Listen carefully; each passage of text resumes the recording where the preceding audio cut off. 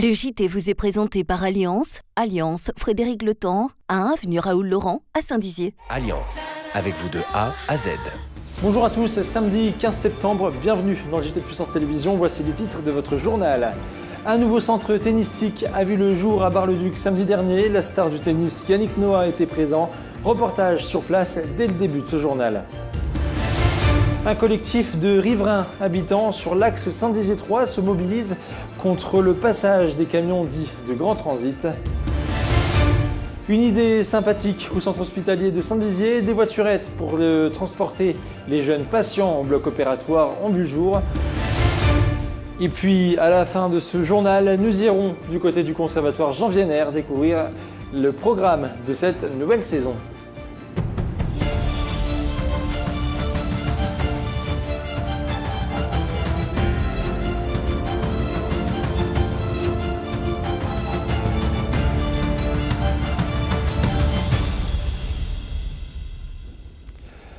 On démarre ce journal tout d'abord avec la question de la semaine. Nous vous demandions si vous pensiez que le sport est suffisamment accessible pour les jeunes. Les réponses sont majoritairement oui à 55%, contre non à 45%, ce qui nous amène à notre premier reportage.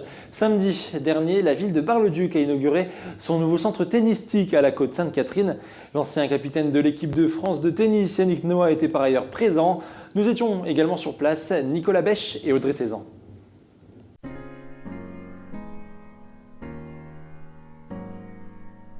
Ce week-end dernier avait lieu l'inauguration du pôle tennistique de Bar-le-Duc. Depuis 2016, la ville bénéficie d'un label Ville active et sportive qui lui a permis de construire ce nouveau complexe sportif dans un quartier prioritaire de la politique de la ville. Le bâtiment a été livré à l'Union Tennis de Bar-le-Duc et à Fête-le-Mur-Meuse, deux clubs qui se battent pour la démocratisation du tennis auprès des plus jeunes. L'inauguration s'est notamment déroulée en présence de Yannick Noah, président fondateur de l'association Faites le Mur.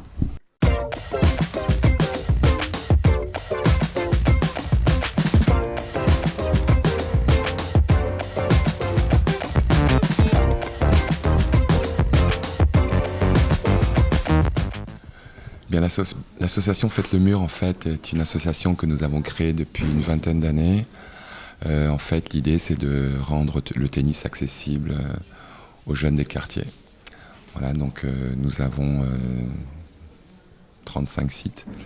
Et aujourd'hui, c'est un jour particulier parce qu'on ouvre le site ici à Bar-le-Duc dans des installations fantastiques. Voilà, donc on est le matin de l'inauguration et j'espère qu'il y aura plein de gamins, partager ma passion pour le jeu avec eux.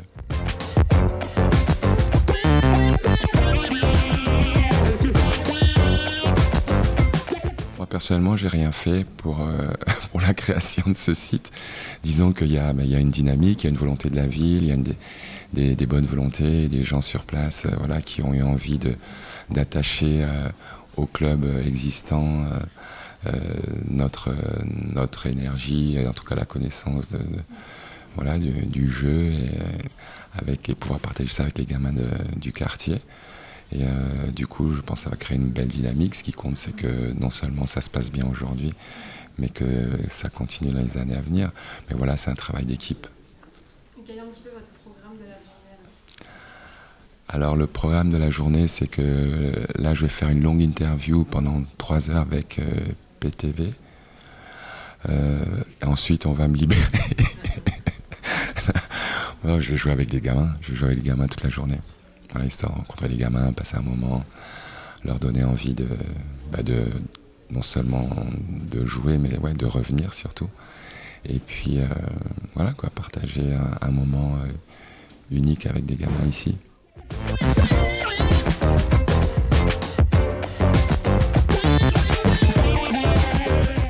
Disons que depuis le temps, on a beaucoup de gamins qui sont passés à travers l'association, à travers les cours. Alors même si l'association a grandi, disons qu'aujourd'hui, par exemple, on a à peu près 5000 enfants qui jouent sur nos sites. Et oui, il y a beaucoup de jeunes qu'on a connus petits à l'époque et qui sont maintenant ou dans la vie active, parce qu'à travers l'association Faites le Mur, on travaille aussi, on essaye d'aider la réinsertion et leur donner des options à travers, bien sûr, le tennis, évidemment. Certains sont devenus éducateurs, profs, beaucoup sont devenus arbitres et d'autres sont partis dans la vie. Mais ce qui est merveilleux, c'est quand les gamins qui, encore une fois, deviennent grands, reviennent vers nous pour encadrer les plus jeunes.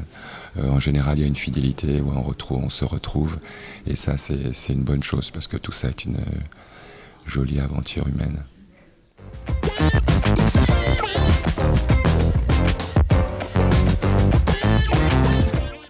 Oh, je fais partie de ceux qui pensent qu'il faut qu'il y ait beaucoup plus de sport tout court, que ce soit à l'école ou en général. Le tennis n'est pas forcément une priorité. Très souvent, dans certains endroits, il y a d'autres obligations, d'autres priorités. Mais c'est bien de pouvoir avoir des options, surtout dans les quartiers. Je pense que les gamins ont besoin de faire du sport, simplement. Un gamin qui fait du sport est beaucoup plus détendu. Après, je suis bien placé pour le dire. Et oui, c'est important de pouvoir comme ça diversifier tout ça. Et le tennis, et en tout cas l'association, on a pour objectif, et ça c'est très important, de pouvoir avoir quasiment la moitié de garçons, la moitié de filles. Et donc voilà, c'est bien. Je sais, pour moi c'est très important parce que j'ai joué au foot quand j'étais môme et avec des mecs. Alors que par contre, quand je suis allé au tennis, il y avait les filles. Alors du coup, j'ai joué au tennis parce que c'était un endroit où on pouvait rencontrer les filles. Donc voilà, je lance un appel aux mecs. Les gars, venez sur les terrains de tennis, il y a les filles. Et aux filles, il y a les mecs et tout. Le sport, c'est un peu l'occasion et l'excuse pour rencontrer. Alors on parle beaucoup il y a bien sûr des jeunes et on leur donne la possibilité, ceux qui ont vraiment envie, qui ont du talent et qui ont envie de les amener au plus haut niveau parce qu'on travaille bien et beaucoup avec la Fédération française de tennis et des clubs affiliés à la fédération locaux. Mais voilà, au départ, on fait du sport pour s'amuser, pour se détendre et puis rencontrer des potes, quoi. Merci. Avec plaisir. Donc à bientôt, à vous les studios. Salut les potes. L'association des riverains de l'Axe 110/3 ainsi que le collectif des citoyens du coin organisaient mercredi une rencontre publique avec les habitants des villages situés sur cet axe. Leur objectif est clair, faire dévier et donc interdire les camions dits de grand transit sur cet axe. Les explications de Nicolas Bèche. Le mercredi 12 septembre s'est tenue une rencontre entre les riverains de l'axe Saint-Dizier afin de revenir sur les actions entreprises pour la limitation de la circulation de poids lourds sur cet axe et limiter leurs nuisances. Plusieurs possibilités ont été exposées, comme la pose de panneaux régulant la circulation de poids lourds de grand transit, déjà mise en place dans certaines portions de l'axe. L'occasion de revenir sur les actions de comptage de ces véhicules par la DRAS. Alors en fait, comme il n'y a pas d'étude effectivement officielle qui a été menée, qu'il y a des chiffres qui circulent, on s'est mobilisé pendant 3 jours pour de 7h du matin jusqu'à 19h le soir, essayer de compter les poids lourds qu'on estimait en transit. Voilà, alors avec sans doute une marge d'erreur. Mais en fait, on arrive à un chiffre qui est de 80% de poids lourds qui traversent Montier-en-Der, puisque le comptage, on l'a fait à Montier-en-Der, qui sont ces poids lourds en transit, donc qui ne font que traverser. Et on en a profité aussi pour essayer de voir un petit peu le problème de la sécurité, puisqu'on était à côté d'un radar pédagogique. Et là, on arrive à 88% de poids lourds qui sont au-delà de la vitesse autorisée, qui est de 30 km/h dans Montier-en-Der. D'accord. Est-ce que, du coup, là, c'est une action que vous avez entreprise par vous-même, mais est-ce que vous avez fait d'autres actions ou est-ce que vous allez en faire ? Alors, on a déjà fait d'autres actions par le passé qui étaient plus des actions militantes, défiler, faire une opération escargot, etc. C'est sûr que nous, on est dans des démarches qui peuvent être aussi à certains moments administratives. On écrit à des élus, on essaye d'appuyer les démarches qui sont faites et qui vont dans notre sens, ou de mettre un petit peu la pression pour que des arrêtés municipaux soient pris, puisque l'objectif c'est que toutes les communes qui sont concernées entre Éclaron et Troyes puissent prendre cet arrêté d'interdiction. Voilà. Et donc on essaye nous d'accompagner les élus qui ont pris certains arrêtés, on les soutient dans leur démarche. Et puis notre principale action c'est de mobiliser les gens. Et on voit que chaque réunion qu'on fait finalement il y a de plus en plus de gens qui se mobilisent. Bon, avec des gens qui ne sont pas là ce soir, mais qui nous disent régulièrement qu'ils ne supportent plus cette circulation parce que pollution, parce que bruit, parce que la maison se fendit, le patrimoine est dévalorisé. Voilà, il y a un certain nombre de nuisances qui accompagnent ce trafic. Prenons la route du centre hospitalier Geneviève de Gaulle-Antonios à présent. Des petites voiturettes électriques ont fait leurs apparitions cette semaine pour les jeunes patients en chirurgie. Mais alors, quel est le but de cette action? Les réponses avec Lisa Lamorlette. Mardi 11 septembre, l'unité de chirurgie et d'anesthésie ambulatoire du centre hospitalier Geneviève de Gaulle-Antonios de Saint-Dizier a reçu de petits objets insolites. Ces voitures électriques deviendront le nouveau moyen de transport des enfants pour se rendre au bloc opératoire. Un moment de détente et de rire avec les parents et le personnel soignant, histoire d'oublier l'opération chirurgicale à venir. Un long et beau projet mené par Madame Villa, cadre de santé. L'idée nous est venue sur les réseaux sociaux parce qu'il y a déjà d'autres établissements qui ont eu ce projet-là et on s'est dit pourquoi pas à Saint-Dizier dans le bel établissement que nous avons. Donc le projet est né en début d'année et puis on a pu le finaliser aujourd'hui avec l'arrivée des 2 petites voitures. Donc voilà, c'était quelque chose qui nous tenait à cœur pour les enfants à l'hôpital. Il fallait déjà trouver les fonds puisque l'idée était là et était porteur. Donc du coup, on a vu avec l'association d'urologie Bragarde qui a pu se mettre en lien avec Alliance Perf qui nous a aidé au financement de ces 2 voitures. Donc je les remercie beaucoup aujourd'hui parce que c'est grâce à eux qu'aujourd'hui on peut avoir un enfant dans une voiture et qui arrive au bloc opératoire avec le sourire. Donc pour nous, c'est un projet qui se réalise et ce qui est top pour les enfants. Plus de pleurs sur le chemin du bloc et une bonne idée de cadeau à commander au Père Noël. Le conservatoire à rayonnement intercommunal de Saint-Dizier fait sa rentrée, un programme qui s'annonce encore une fois riche. On voit tout ça en détail avec Nicolas Bèche et Audrey Tézan.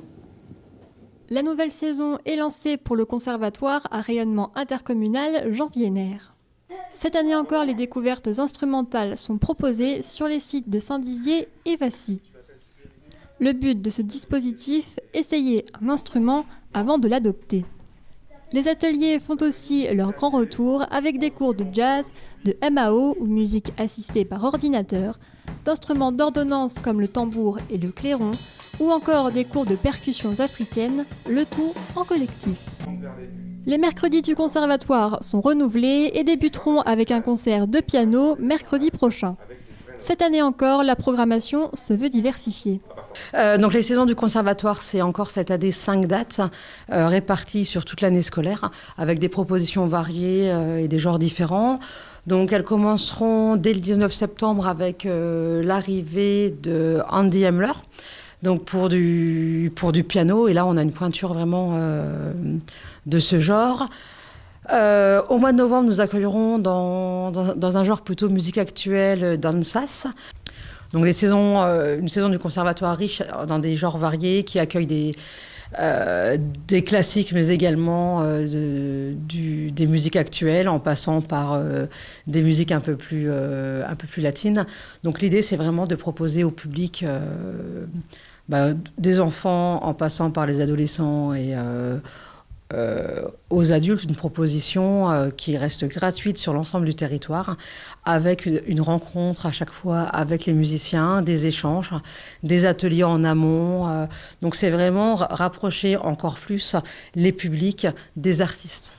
Voilà, donc c'est vraiment la volonté de cette saison du conservatoire qui a elle-même une saison dans la saison culturelle. Pour tout renseignement supplémentaire, vous pouvez contacter le conservatoire. À noter que les inscriptions pour l'année 2018-2019 sont toujours possibles.